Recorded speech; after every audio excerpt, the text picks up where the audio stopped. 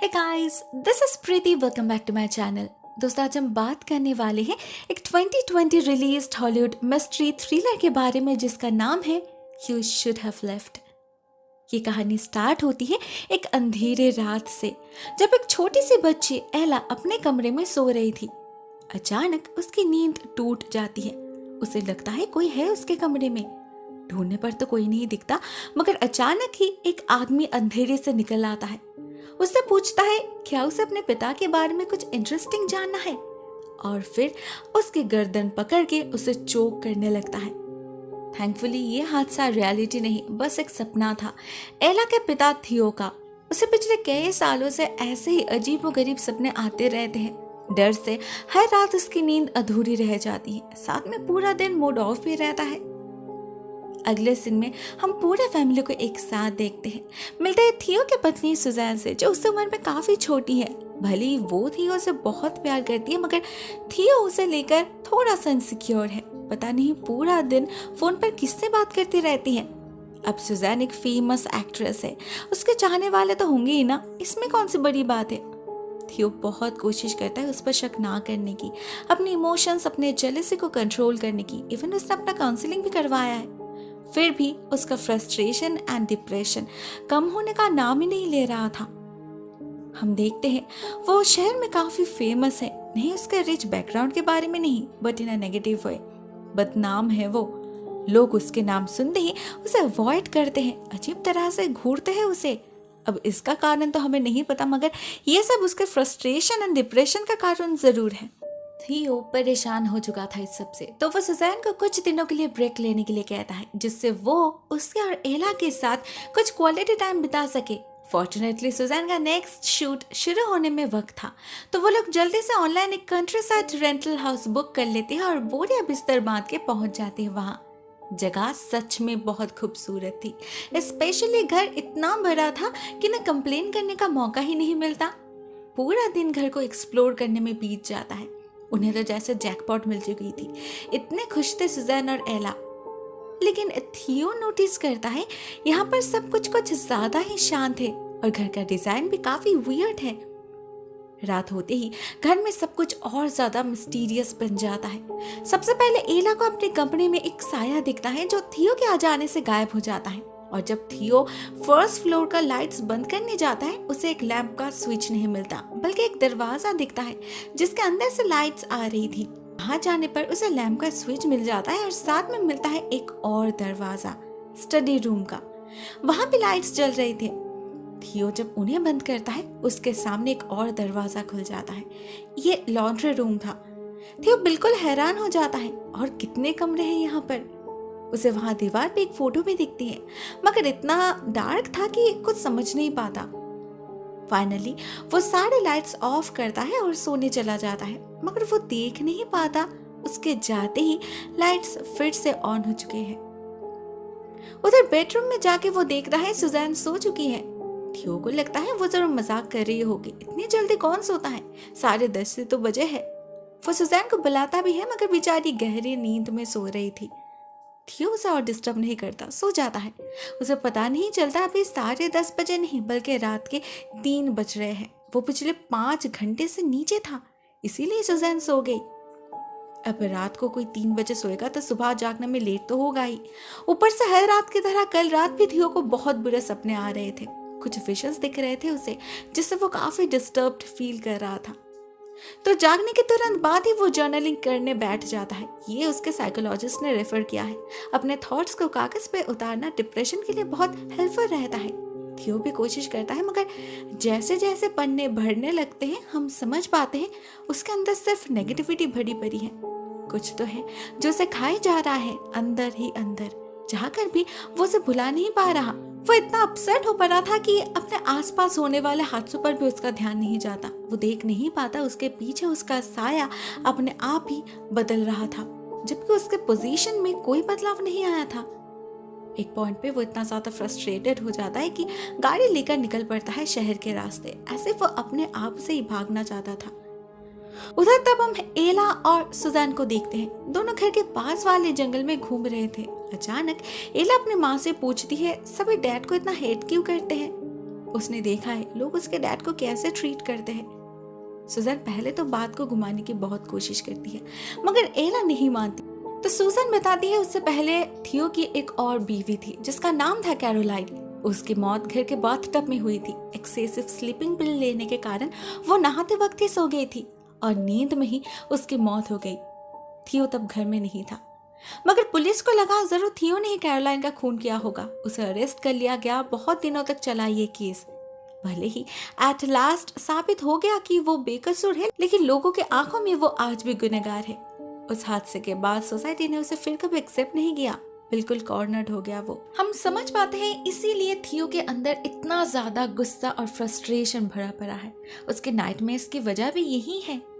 हम थियो को देखते हैं, वो एक दुकान पर जाता है कुछ सामान लाने। दुकानदार काफी वियर्ड बंदा था। नहीं, वो उसे पहचान नहीं पाता, मगर उस घर के बारे में जरूर पूछता है। ये भी पूछता है कि स्टेटलर से उसकी मुलाकात हुई है या नहीं। और तो और उसे एक ट्रायंगल भी गिफ्ट करता है। कहता है इसे यूज करना। अजीब बंदा है, कहीं पागल तो नहीं। थियो और ज्यादा बात नहीं करता, घर आ जाता है और आते ही उसे पता चलता है सुजैन ने एला को सब कुछ बता दिया है, जिसे सुनकर उसकी बोलती बंद हो जाती है। असल में उसने डिसाइड किया था जब एला 7 साल की हो जाएगी तब वो खुद उसे सब कुछ बता देगा, अपने तरीके से समझाएगा सब कुछ।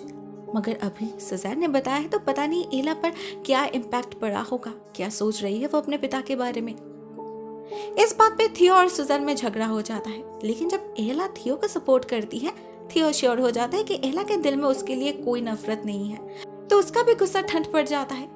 साथ में वो एक और काम भी करता है जो शायद उसे करना नहीं चाहिए था, मगर अपने मेंटल पीस के लिए वो करता है। सुजैन का फोन चेक, उसके लैपटॉप पर भी चेक करता है, मगर उसे कहीं कुछ ऐसा नहीं मिलता जिससे उसे लगे कि सुजैन उस पर चीट कर रही है।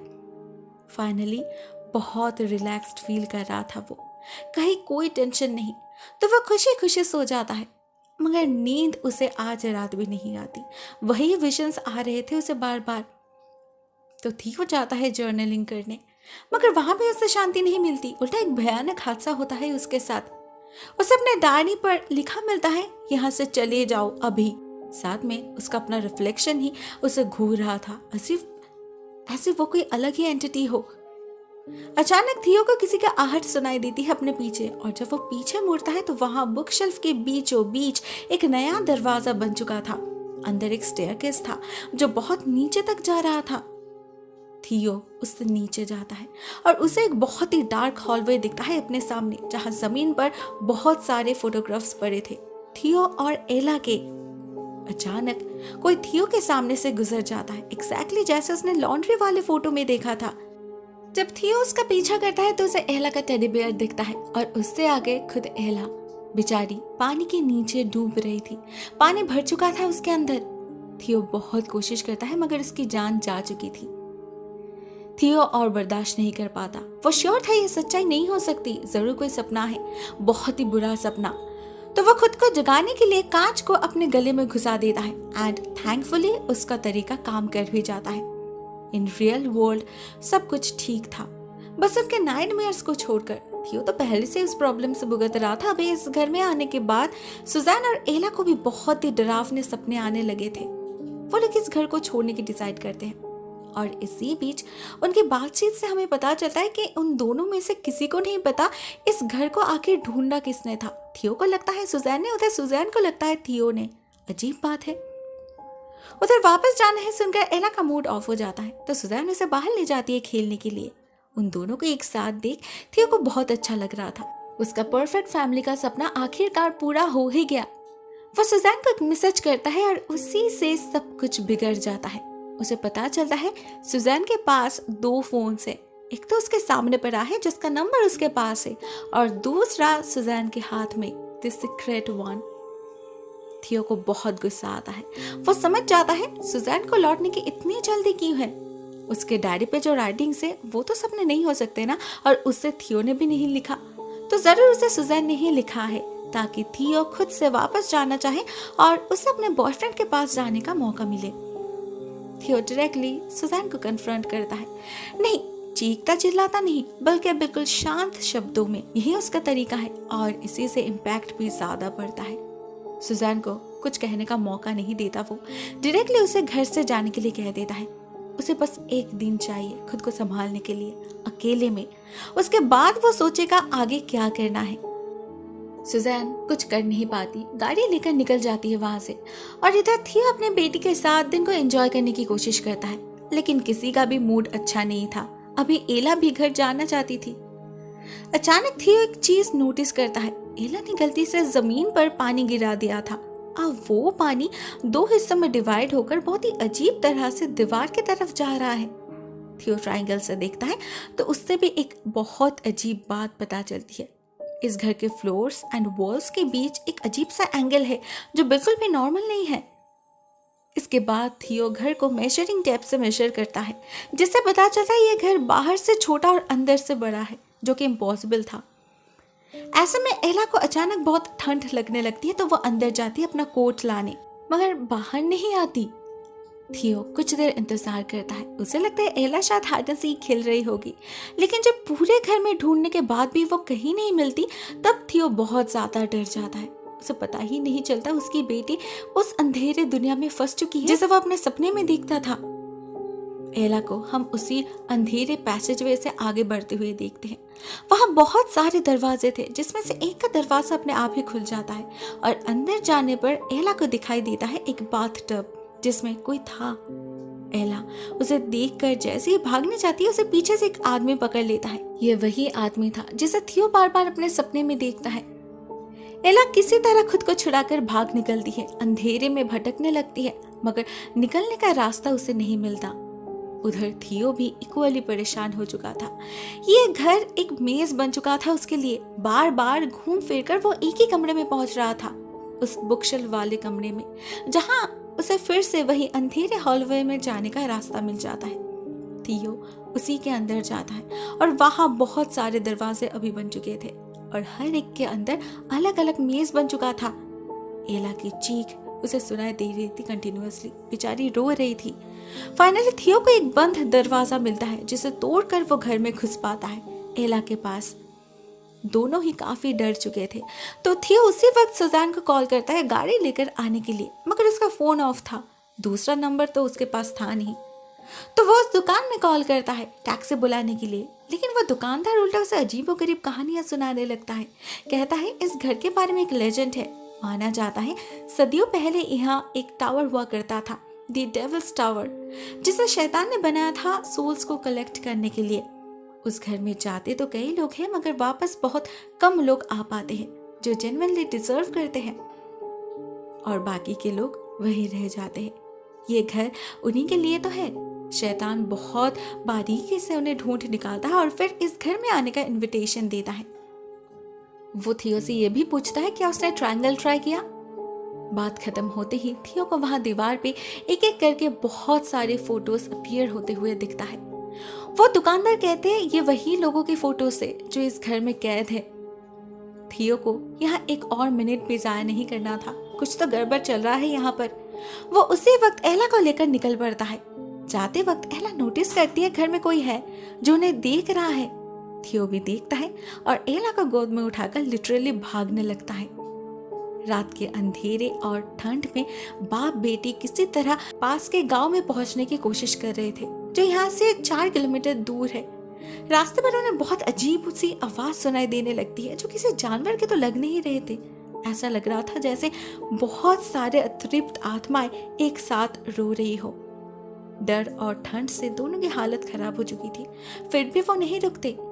फाइनली बहुत देर तक चलने के बाद थियो को एक घर दिखता है, जिससे वो बहुत खुश हो जाता है, लेकिन असल में ये वही घर था।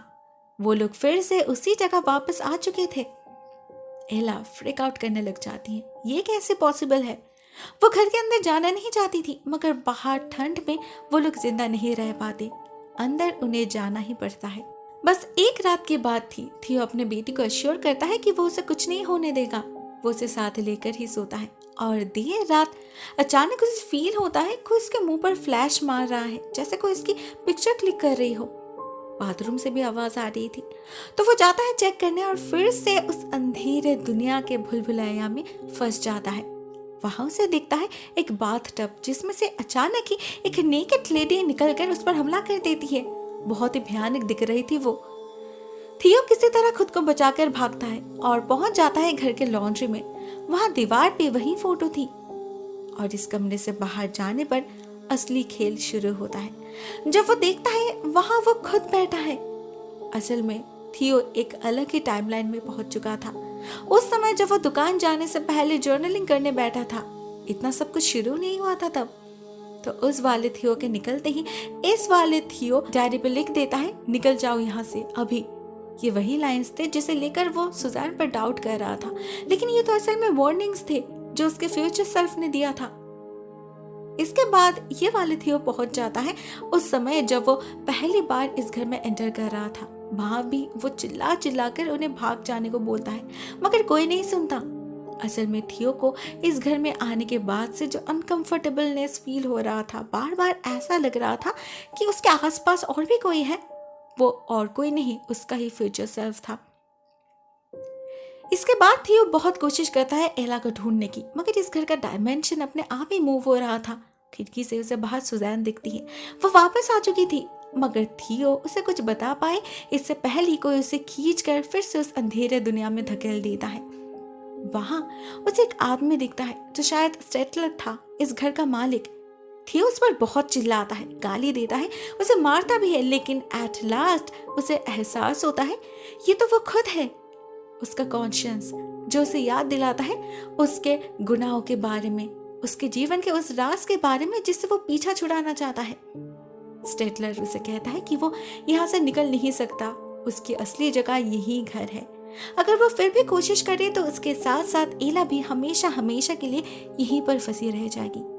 एक ही कंडीशन पे वो आजाद हो सकती है, अगर थियो अपने गुनाह कबूल कर ले, जो है अपने पहले पत्नी का खून करना। नहीं, उसने कैरोलाइन को अपने हाथों से पानी में डुबोया नहीं था, मगर जब वो सिडेटेड हालत में पानी के नीचे डूब रही थी तो थियो वहीं था। अगर चाहता तो उसे बचा सकता था, मगर वो उससे इतना फेड अप हो चुका था, इतनी नफरत करता था वो उससे कि उसने उसे मरने दिया। ये भी तो खून है ना, शायद दुनिया का सबसे बड़ा पाप। अगर उसे कैरोलाइन इतनी नापसंद थी तो वो उसे डिवोर्स दे सकता था, अलग हो सकता था उससे, लेकिन अपने आंखों के सामने सब कुछ देखकर उसे मरने के लिए छोड़ देना, ये कैसे मॉरलिटी है। अगर उसे अपनी बेटी को बचाना है तो उसे खुद को सैक्रिफाइस करना होगा, जिसके लिए थियो मान जाता है। वो सुजैन से सब कुछ सच सच कह देता है, साथ में ये भी कि उसे अपना फेट मंजूर है। बहुत भाग लिया उसने सच्चाई से, कभी एक्सेप्ट नहीं किया ना रिपेंट, मगर आज उसे रियलाइज हो चुका है कि पाप अपने बाप को भी नहीं छोड़ता। उसकी सोल करप्टेड थी तो शैतान ने उसे अपने पास बुला लिया। ये घर असल में एक नरक है, द लिविंग हेल।